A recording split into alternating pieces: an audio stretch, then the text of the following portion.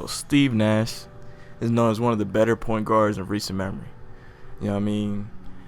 He had a stretch where he won back-to-back MVPs, multiple All-Star selections. He's now a Hall of Famer. But that's not what we're here to talk about. We're here to talk about the issues with Steve Nash and why that if he was a better shot creator than he actually was, the Suns would have had more playoff success. So first, we don't get into the help because a lot of people saying like, oh, why players choke is because they didn't have significant help, which I feel like is bullshit. I mean, obviously I know LeBron's the top 2 player of all time, but if he can have little to no help, still shoot efficiently and still drop like 35 a game, like why can't these other people do it? Yeah, I know it's LeBron, he's a whole different level. But I'm just saying, like, if one person could do it, then you have no excuse, especially as an NBA player and a 2-time MVP and all these other things. So first, let's get straight into his help. He had 2 All-Stars with Amari Stoudemire and Shawn Marion. Those were quality players. Shawn Marion was an elite defender. Amari Stoudemire was an All-NBA player. Same thing with Shawn Marion. They both brought around 20 points a night with 10 rebounds.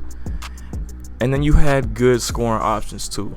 Joe Johnson, 17 points per game on 54% effective field goal percentage, which is really good. Leandro Barbosa, who was a 6th man of the year during this stretch. I mean, I don't think that's a lack of help. Raja Bell, 2-time all-defensive team player, 14-point per game player. And Boris Diaw, a 10-point per game bench scorer. Now, these are all great helps. So if you think like, okay, you got 3 All-Stars on one team. You got 3 14 points per game scorers and with Joe Johnson, Barbosa, and Raja Bell. And then you got Boris Diaw as a solid bench player. Bro, that is the making of a contender. And they were contending, but they never got over that hump. So let's talk about the first flaw in Steve Nash's game. And this was seen in the 2006 Western Conference Finals.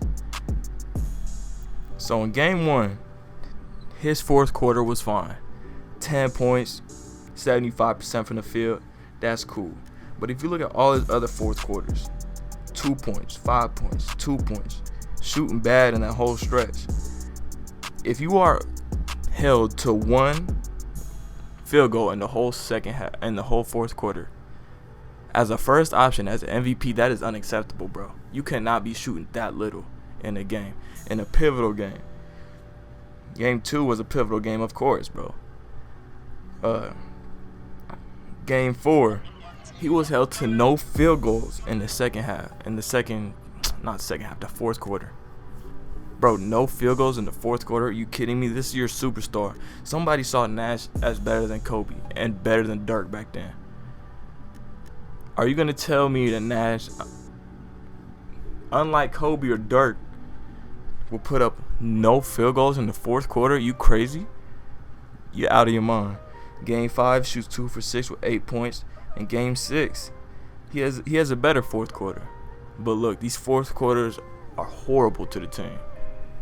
They made them lose that series. This was a weaker Phoenix team, but this was no excuse. They were losing Amari Stoudemire, but in one point of those games, the Spurs went on a 5 to 6 minute streak of not scoring. And they were leading the whole game, and then they came back with 36 seconds and won it. That is unacceptable, bro. If you were a better shot creator, you would have got those buckets, the ones that you needed, and you would have shot more efficiently, and you would have actually taken shots in the fourth quarter, unlike Game 4. So that would have helped him, you feel me? Shot creating would have helped him. You saw his assists in these quarters dip too. Like, this is not acceptable from a 2-time MVP, bro, at all. And I'm not calling Steve Nash a complete playoff choker, because that's just not completely true. But in these moments where he was the first option on a very good Suns team that could make the finals, that a couple years were the favorites to make the finals, then, bro, you gotta play like you're the first option. Now we go to Game 5 of 2007 in the Western Conference Semifinals. If you look at his first 3 quarters, they're pretty fine. 14 points, 9 assists, 1 rebound. It looks like normal Steve Nash numbers, as in like his MVP season and all that stuff. He's shooting like just below 50% from the field, perfect from 3. And then you look at these fourth quarter numbers, bro. 5 points, 3 assists, 1 rebound. On 1 of 8 from the field, which is trash, bro. That's 12% shooting. That's horrible. And then 1 of 5 from 3, 20% from 3.